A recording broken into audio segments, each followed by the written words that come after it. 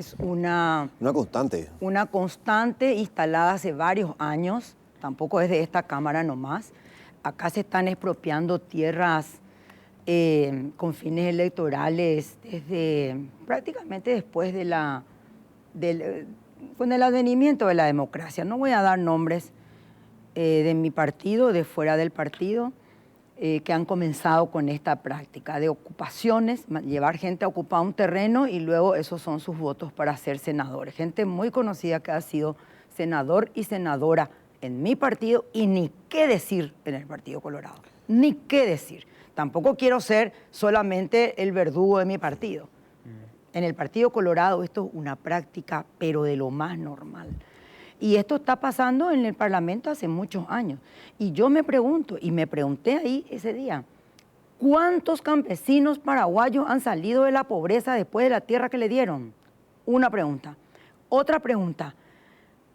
¿Saben ustedes cuántos campesinos están repetidos y se les ha dado ya 4 o 5 veces parcelas de tierra y todavía no han salido de la pobreza? O sea, son las mismas listas que son utilizadas para... En algunos casos sí. Cuando mi esposo fue diputado, él hizo un comparativo muy sencillo, era menos gente cuando eso, y había gente a la que ya se le había dado en ese entonces 5 propiedades. Y venden su famosa derechera, ellos le llaman derechera al derecho, al usufructo que tienen, venden su derechera y se van a ocupar otra tierra. De la mano de diputados y senadores, no se van solos, le lleva un diputado y le lleva un senador a ocupar otra tierra. Y ahora el propio Pastor Soria dijo, ¿y qué quiere? Porque después de mi primera intervención dijo, ¿y si ya no hay tierras improductivas, qué vamos a hacer? Vamos a ocupar solamente las productivas. Y yo le dije por eso en la segunda intervención, diputado, usted tendría que estar cerrando rutas, no sentado acá. No tienen la mínima idea de nada. De nada. Ellos saben salir de la pobreza. Ellos sí han salido de la pobreza.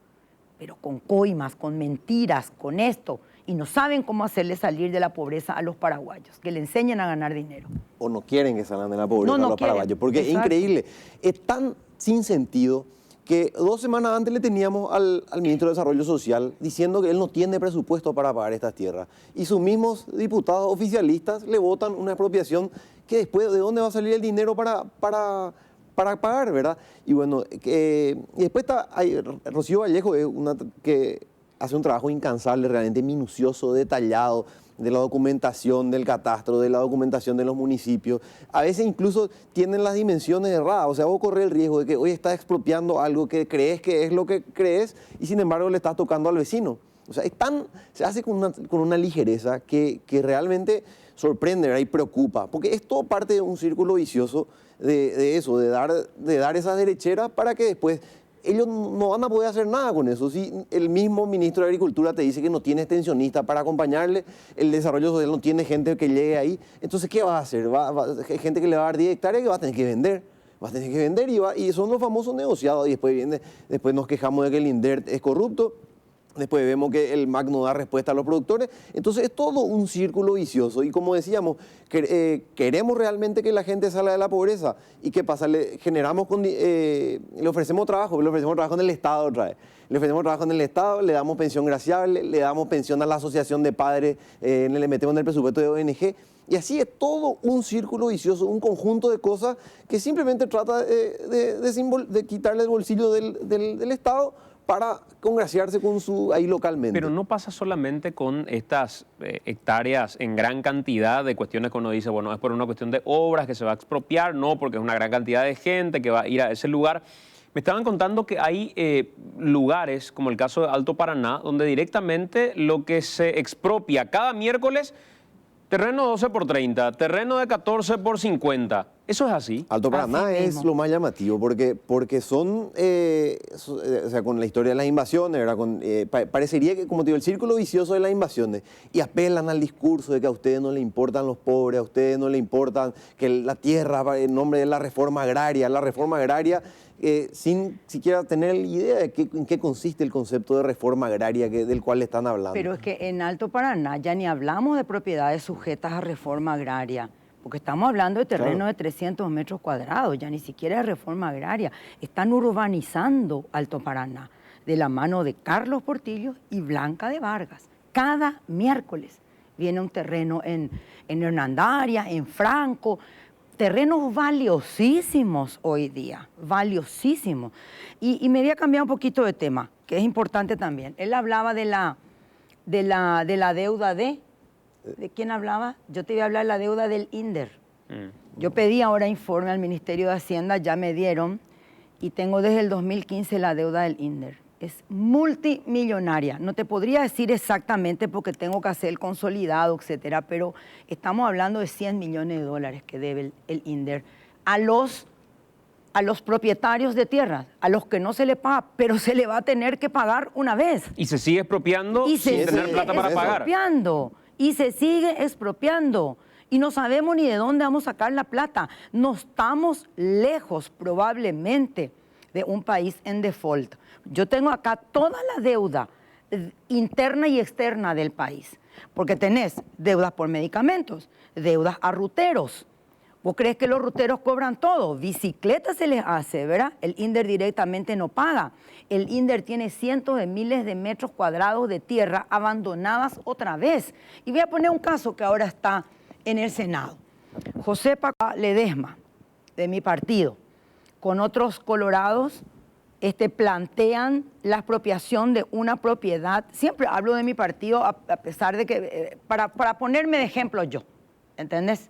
Que no somos diferentes y no acusar a un partido ajeno. Una propiedad en Maracaná, propiedad del señor Marcelo Avente Meilique. Él es hijo de un ex gobernador y ex parlamentario muy conocido para los colorados. Es colorado, su papá era gobernador de Concepción, fue parlamentario muchísimos años en la época de Stroessner, del Partido Colorado, un señor muy conocido, se le conocía como Marcelo J. Avente, este es el hijo. Es una propiedad, no sé, son como 10.000 hectáreas creo que le quieren expropiar ahora. Así, a tambor batiente. ¿Para qué? Para darle tierra a unos campesinos que ya han abandonado otra propiedad, que pelaron el monte cerquita de ahí, y ahora quieren esta, donde todavía hay árboles. Yo no le critico a los campesinos. Esa gente utilizada, esa gente que no tiene que comer. Una de las zonas más pobres del país está en esa zona de Everduré, en esa zona de Maracaná, donde mucho tiempo fue el escondite del EPP. Son zonas olvidadas. Uno entra en el cruce Luz Bella, camino de tierra, olvidada por el Estado, olvidada. Ese es el feudo de la Federación Nacional Campesina, que le dice: no reciban los cuadernos del MEC, porque eso nos manda la derecha para sublevarle a nuestros hijos, bla, bla, bla. La ANDE metía columnas de luz, ellos a la noche echaban todas las columnas de luz, porque decían que eso le mandaba el imperialismo yanqui.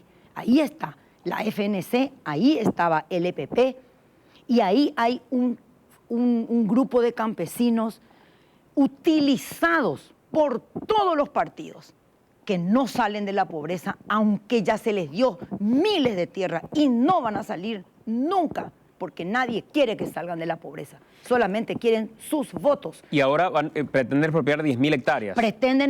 No recuerdo bien la cantidad, pretenden expropiar, está en el Senado.